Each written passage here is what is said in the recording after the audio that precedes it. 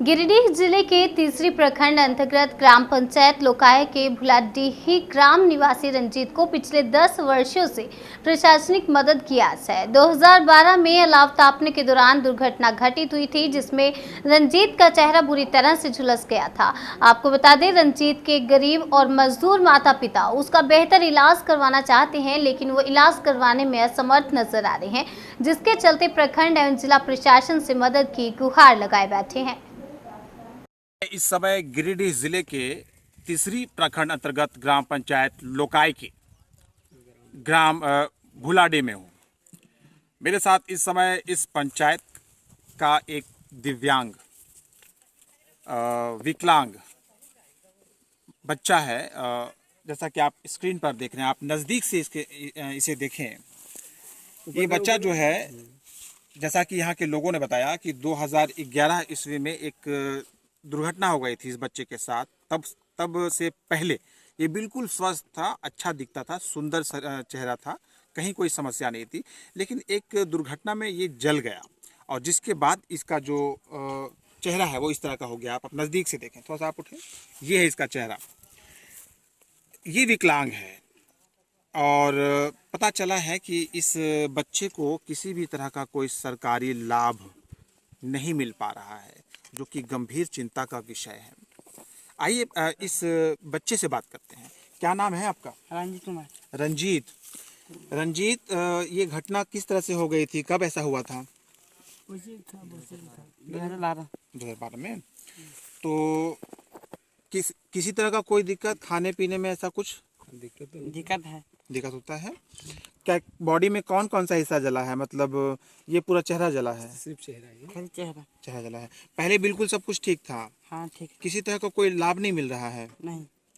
तो रंजीत को आप सुन रहे थे। 2012 में एक दुर्घटना हुई जिसमें इसका शरीर जो है वो जल गया और जिसके बाद इसकी ऐसी हालत हो गई है।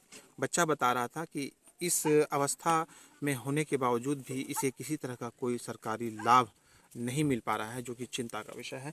इस बच्चे का अभिभावक, इनके दादा यहाँ पर हैं। क्या नाम है आपका? नूरमन राय। नूरमन जी, ये जो दुर्घटना घटी है निश्चित रूप से बहुत ही दुखद घटना है। हमारी संवेदनाएं इनके साथ है, आपके साथ है। क्या किसी तरह का लाभ लेने का आप लोग प्रयास नहीं किए? मुखिया के पास गए थे? देखो, एक भाषा बोलते हैं, ये बच्चा को हल लगा के ये कौन सी कहता है, बेलाटा लबर लिख दिया। हमारा बच्चा 3 टका नहीं है बस होते। अभी क्या है, तो लबर लगल था। अब तो बचा दे ले, चलो रांची। वो डॉक्टर रांची लेके जा रहा है, इसमें बेच हो जाता, नहीं लगा। दादा इस बच्चे के भावुक हो गए हैं इसकी कहानी बताते हुए। एक लड़का है यहाँ पर, इस गांव का ही रहने वाला है, इसका साथी ही है।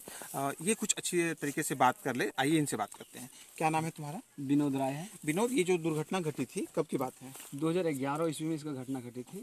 ये ठंडा के मौसम था, तो उस समय क्या जो कपड़े बांधते हैं ना, उससे और धंधा लगाते हैं, वो धंधा लगाते, वो तापते थे। आग तापने के जुर्म में सस्ती पूजा था, तो बेचारा उमंग में जा रहे थे, तो उसमें लग गया आग कपड़े में, उससे ये जल गई। अलाव तापने के क्रम में घटना हुई इस तरह की, जिसका ये शिकार हो गया। किसी तरह का कोई लाभ नहीं मिल पाया? नहीं, कोई लाभ नहीं। क्या मांग करते हैं यहाँ के लोग? क्या कहते हो तुम इस विषय में? हम तो कहते हैं कि किसी तरह इसका इलाज होके कम से कम फेस सही हो जाए, बेचारे को खाने में और पीने में तकलीफ ना होवे। इलाज इसका कराए सरकार, और ताकि इस बच्चे को किसी तरह की जो समस्याएं अभी बहुत तरह की हो रही है, इस समस्या से निजात मिले जहां तक हो सके।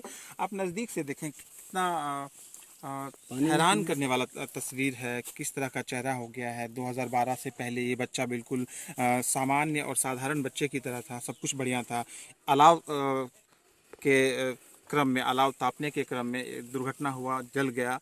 लेकिन यहाँ के जो लोग बता रहे हैं, भरपूर प्रयास किया है इनके परिजनों ने इनके इलाज के लिए। चूँकि गरीब लोग हैं तो बढ़िया इलाज नहीं हो पाया, और जिसके कारण परिणाम स्वरूप बच्चे की स्थिति इस तरह की है। खाते पीते बोलते हर मामले में बच्चे को परेशानी होती है। यहाँ के लोग बता रहे थे कि किसी तरह की कोई सरकारी लाभ या मुआवजा इस बच्चे को नहीं मिला, जो कि चिंता का विषय है। अभी भी यहाँ के लोग चाहते हैं कि इस मामले का संज्ञान ले प्रखंड प्रशासन, जिला प्रशासन, और इस बच्चे का इलाज करवाए, और इलाज के बाद कम से कम इसकी स्थिति ऐसी हो जाए कि जिन समस्याओं का इन्हें सामना गंभीर रूप से करना पड़ रहा है, कम से कम वो समस्याएं कम हो जाए। तो आशा करते हैं कि इस मामले पर प्रखंड और ज़िला प्रशासन जो है वो संज्ञान लेगी और इस गरीब बच्चे के साथ जो दुर्घटना घटी है जिसका परिणाम